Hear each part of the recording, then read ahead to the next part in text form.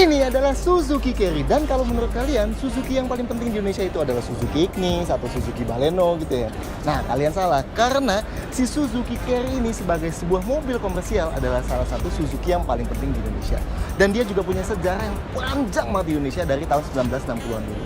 Nah, ini adalah generasi barunya si Suzuki Carry, dan menurut kita dia adalah update yang termasuk signifikan banget. Karena si Carry yang sebelum ini, Carry Futura, itu udah ada di Indonesia dari tahun 1990-an ya, artinya udah lebih dari 20 tahun. Jadi perubahannya benar-benar drastis banget dibanding Carry sebelumnya. Detailnya, simak 10 hal yang perlu kalian ketahui tentang Suzuki New Carry.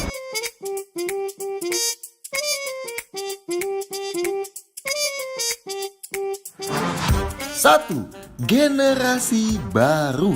Nggak kayak Carry yang meluncur tahun 2017 lalu, Carry yang ini nggak cuma facelift. Ini adalah generasi full baru yang dikasih kode DN61T. Generasi pertama yang kodenya ST10 pertama hadir di Indonesia dari tahun 76. Lanjut, tahun 77 kodenya jadi ST20 atau yang dulunya lebih familiar disebut Suzuki Truntung. Tahun 83 ST100. Nah, tahun 91 berkode SL415 yang mulai disebut sebagai Carry Futura. Lanjut, tahun 2011 ada lagi yang berkode DN41T atau yang disebut Mega Carry EPV. Nah, Carry yang baru ini atau yang Suzuki sebutnya New Carry menggantikan Carry Futura dan Mega Carry EPV sekaligus. Alasannya, ukuran bak Carry baru ini lebih besar bahkan dibanding Mega Carry sekalipun. Nice.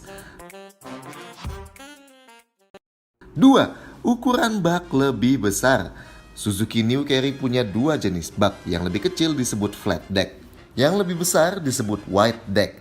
Istimewanya, kedua jenis bak ini sama sekali udah gak ada gundukan bannya lagi. Jadi sekarang decknya full rata dari depan sampai belakang. Nice. Dan kerennya, volume total bak yang kecil pun udah lebih gede dibanding ukuran bak Mega Carry yang besar sebelumnya. Wow. Oh, buat bedain flat deck dan wide deck, yang flat deck cuma bisa dibuka dari belakang aja, sedangkan yang wide deck bisa dibuka juga dari kiri kanannya. Dan juga jumlah pengaitnya pun berbeda. Kalau yang di flat deck, totalnya ada 12 pengait, 10 pengait atas dan 2 pengait bawah. Sedangkan yang wide deck, totalnya ada 22 pengait, 12 pengait atas dan 10 pengait bawah. 3. Dimensi bertambah besar. Bukan cuma baknya aja yang tambah gede, tapi dimensi keseluruhan Carry ini juga tergolong bengkak kalau dibanding pendahulunya.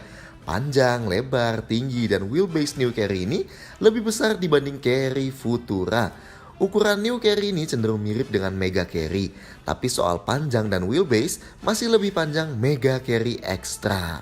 Kerennya, dengan penambahan panjang itu, radius putar Carry ini tetap termasuk jempolan. Cuma 4,375 meter aja alias 4,4 meter dibanding sebelumnya yang 4,2 meter. Terpaut jauh lebih kecil dibanding Mega Carry yang nyampe 4,9 meter.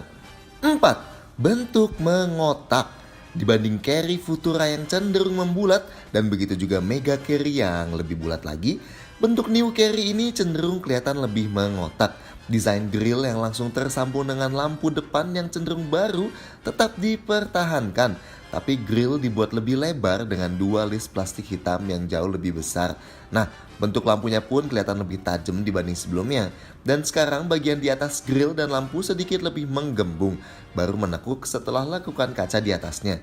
Detail yang bikin enak dilihat, wipernya nggak lagi langsung nangkring di bodi, tapi sekarang di bagian plastik besar warna hitam doff kayak di mobil-mobil lebih modern. Sedangkan bagian bawahnya bumper dibuat hitam doff full dengan grill horizontal yang pipih. Nah, karena bentuk depannya ini, sampingnya pun kelihatan jadi lebih lebar dibanding sebelumnya. Bentuk kacanya pun dibuat lebih miring di bagian bawahnya. Pilar A, tempat spion jadi lebih besar, handle pintu lebih besar, dan sekarang tulisan Carry jadi ada di samping kalau sebelumnya ada di depan. Garis bodinya pun jadi lebih besar di sampingnya. Nggak kayak Carry sebelumnya juga yang bentuk baknya kelihatan kepotong lekukan fender ban. Sekarang bagian bak jadi kelihatan lebih rata. Ukuran velgnya 13 inci velg kaleng dengan profil ban 165/80, sedangkan posisi ban serep tetap ada di bawah belakang. Pilihan warna sama kayak carry facelift sebelumnya, ada putih, silver, dan hitam. Sedangkan untuk pilihan lampu, bagian depan ini tentunya full halogen, dan begitu pula juga bagian belakangnya. 5. Interior fungsional. Seperti sebelumnya, interior di Carry pun dibuat fungsional agar memaksimalkan fungsinya sebagai mobil komersial. Desain dashboard berubah total dari yang tadinya full rata dengan tonjolan besar di speedometer, sekarang jadi cenderung tinggi dengan 3 kotak utama. Satu di kiri untuk storage, satu di tengah untuk frame head unit, dan satu di kanan untuk instrumen cluster. Layout baru ini juga memindahkan posisi transmisi dari sebelumnya di jok, sekarang langsung nempel di dashboard ala-ala K-Car Jepang yang ngasih feel lebih lega lagi. Kelihatan juga di pintu kalau sebelumnya cuma berupa besi yang dilapisin bahan semi kulit, sekarang jadi lebih banyak cetakan plastiknya yang nunjukin bentuk lebih modern dibanding sebelumnya. Oh, dan setirnya, sekarang bentuk dudukannya nggak terlalu horizontal lagi, udah lebih vertikal yang kelihatan lebih modern dan tentunya lebih ergonomis. Sedangkan sun visor ada di sebelah kanan aja yang ukurannya kelihatan cukup besar nih. Ada satu lampu kabin dan spion tengahnya full manual adjustment. Begitu pula sangat kelihatan seberapa banyak storage di Carry ini.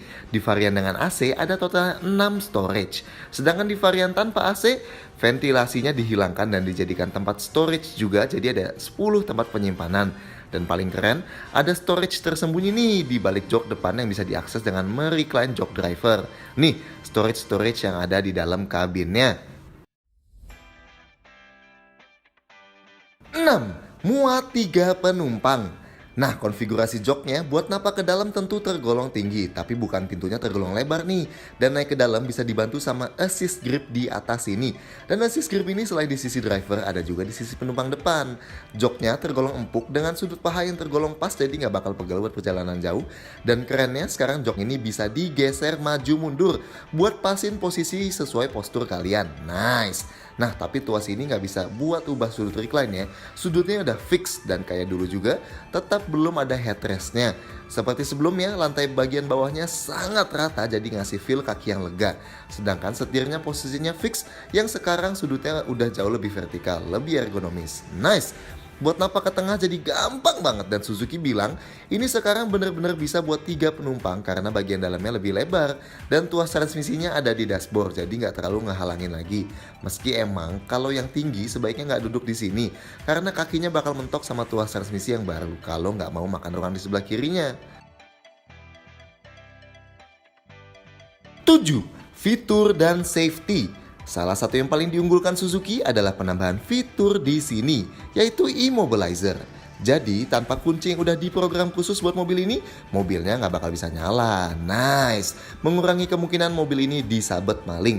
Lanjut, kalau dulu kalian harus pilih Mega Carry kalau mau ada AC-nya, New Carry ini sekarang udah ada pilihan dengan varian AC, mau yang flat deck ataupun wide deck. Kalau kalian pilih varian atas yang ada AC-nya, itu sekaligus langsung dapat power steering yang sekarang pakai jenis electric power steering. Dan juga dapat head unit single din ini. Sayangnya, Carry yang sekarang justru nggak ada tachometernya nih. Ya mungkin nggak terlalu krusial sih ya di sini. Sedangkan MID-nya selain odometer, ada juga fuel meter, trip meter A, dan trip meter B. Seatbelt 3 titik non-retractable ada di kedua sisi dan di tengah ada tambahan seatbelt 2 titik. 8. Mesin R3. Kalau Carry sebelumnya pakai mesin 1500cc berkode G15A yang umurnya udah sangat-sangat tua, sekarang pakai mesin baru yang diambil basisnya dari mesin R3 baru. Kode mesinnya K15B strip C. Nah, kalau R3 kan K15B aja ya. C adalah kependekan untuk komersial yang ngasih beberapa perbedaan dibanding mesin K15B di R3 itu. Yang paling jelas, di K15B strip C ini layoutnya dibuat kebalik dan dikasih gardan buat jadi penggerak roda belakang sesuai kebutuhan mobil komersial seperti biasanya. Tenaganya pun dibuat lebih kecil 6 horsepower dibanding di R3. Di Carry jadi 96 HP alias 97 PS dengan torsi lebih kecil 3 Nm dibanding di R3 yaitu jadi 135 Nm. Transmisinya manual 5 percepatan dan yang sekarang dibuat menempel di dashboardnya kalau sebelumnya menempel di bagian joknya. Angka tenaga ini jauh lebih besar dibanding di Carry sebelumnya dan sedikit lebih tinggi dibanding di Mega Carry dulu. Yang jelas diklaim lebih irit sampai 15% dibanding Carry sebelumnya.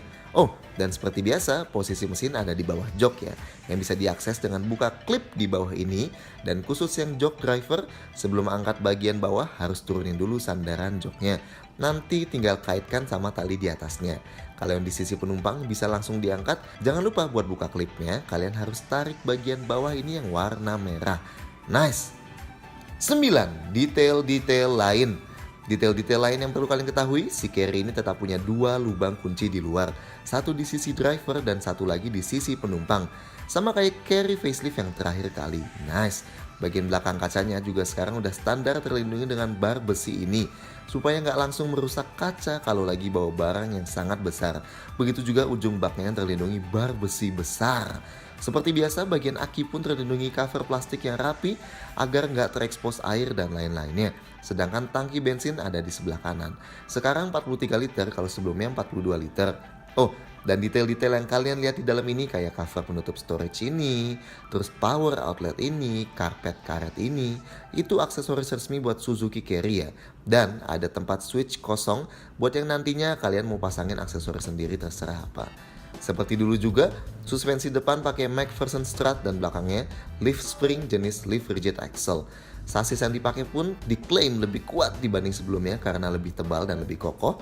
Bahkan kerennya, ini pintunya pas kita tutup bunyinya kayak kaleng kebanting gitu. Lebih beb berkat aplikasi karet yang lebih proper. Nice. 10. Bisa jadi apa? Meski punya ukuran yang cenderung kompak, Suzuki coba ngasih lihat para konsumennya si Carry baru ini bisa jadi apa sih? Yang pertama adalah jadi angkot, dan kelihatan banget dibanding Carry sebelumnya. Carry baru ini bisa punya ruang kabin yang jauh lebih besar dengan pilihan karoseri yang tepat. Dan tentunya bakal kelihatan lebih segar dan baru dibanding 99% angkot yang beredar di Indonesia sekarang. Terus ada juga ambulans yang kelihatan juga dengan bodi kompaknya bisa menopang karoseri yang cukup besar gini. Ada mobil box juga dan ya seperti biasa, mobil komersial gini tentunya bisa jadi sesuai apa yang kalian butuhkan deh. So gimana menurut kalian soal Suzuki New Carry ini? Silahkan sampaikan komentar kalian di bawah, klik like dan jangan lupa subscribe channel YouTube Kamu Indonesia supaya nggak ketinggalan sama video-video kayak gini lainnya. See you next time.